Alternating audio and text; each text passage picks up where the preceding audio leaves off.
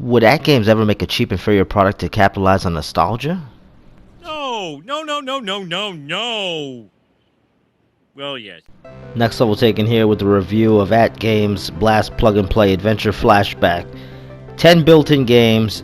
It's HDMI. You hook it up to your HDMI slot. The thing is, the dongle is so big that in 2 different TVs that I tried out, I had to unplug other things out of HDMI slots, which that's already annoying as hell.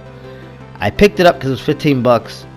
Normally it sells for $29.99 and it's not worth even 15 bucks. I don't even know if this thing's worth 5 bucks. It's that bad. And I expected it to be bad, but I picked it up mainly for The Lion King and Aladdin, which are 2 classics from the Super Nintendo Genesis era. And they're not bad, and the emulation's decent on those 2 games. Those games are still fun. Fix It Felix was a surprising game, because that title's actually pretty fun. And I guess they just took the arcade game, the mini game from the movie, and made it into a game. And I guess Disney's licensing these out, but I don't know, the whole thing is weird because it seems that some of the ports are Nintendo versions and others are ported from the Atari 2600 version, and others are ported from the Genesis version, so I'm not really sure what's going on here. I don't know how legal this thing is, but it's got a menu button, a rewind button. You can rewind like 10 seconds of gameplay, so if you mess up, I didn't really use that feature. It's got a save button. I didn't really save your progress, but I guess that would be helpful in a game like Maniac Mansion, so I don't know if the save even works. This thing, it's bare bones. You need 2 AAA batteries, which I didn't realize that until I got home, but you know, it's my fault for not reading the box all the way. It says that the games are subject to change and what have you, but here's the thing, 2 of these games don't even work. Donald Duck in Maui something or other, Maui Mallard, which I never heard of. I thought if you're gonna put a Genesis Donald Duck game, maybe Quackshot or something, but that game's doesn't even work. Another game that doesn't work, The Jungle Book. So 2 titles out of the 10 titles don't even work. When you boot them up, nothing happens. You get taken right back to the main menu. Aladdin and The Lion King are clearly the gems of this collection, and for maybe some it might be worth it, but honestly you're just better off getting the PS4, Xbox One version or the Switch version of Aladdin and The Lion King. Also on here is Bump and Jump and BurgerTime, but it's the Atari 2600 versions of these titles, and BurgerTime looks so bad and hasn't aged well. At least the Atari version hasn't. I don't know what the hell's going on. I don't know what's a burger and I don't know what the hell's going on in that title. And I played the old BurgerTime in the arcade and NES, but this version is just ugh. Fix It Felix Jr. is surprisingly, like I said, surprisingly good.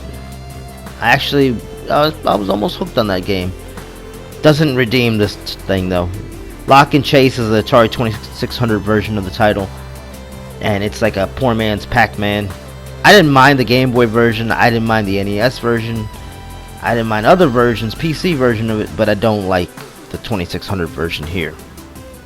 It's like Pac-Man, except you have to run from the cops, and you can block them off from time to time, and you're stealing jewels and things.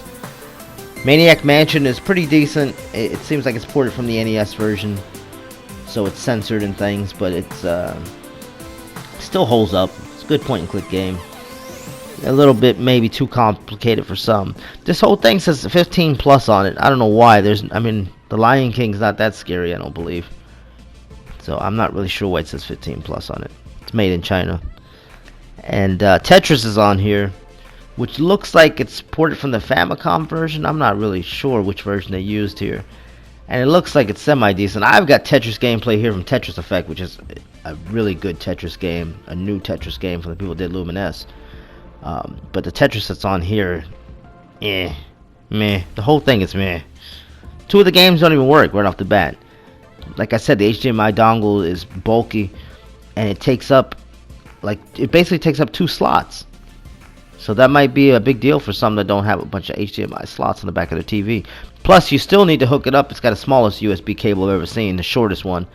I mean, you can plug in your own, but you have to plug it into the back of the TV, and it powers itself off that, which is kind of annoying. It should just be plug and play. The old plug and plays, you would just hook them up to the AV cables, you'd have batteries, and that's it. The end.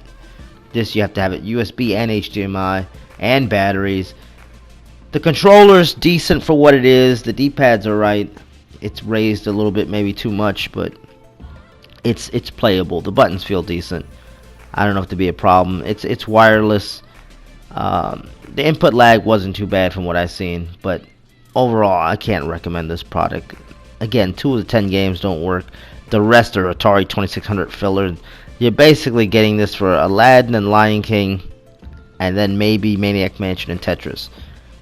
And Fix It Felix is a surprise addition. It's actually semi-decent. I wouldn't mind seeing that as a mini game playable somewhere else. But overall, it's not good. It's definitely not good. So, not surprising. AtGames don't do the greatest job with emulation. They don't do the greatest job with their products. Definitely not worth $30. I wouldn't recommend it at 15 even. If you could find this thing maybe for $1 or $2 on clearance, then maybe it would be worth it. There are much better ways to play these titles than in this compilation. This is bad. I don't recommend it. I give it a 4 out of 10, and that's being generous. Don't forget to like, share, and subscribe. Until next time.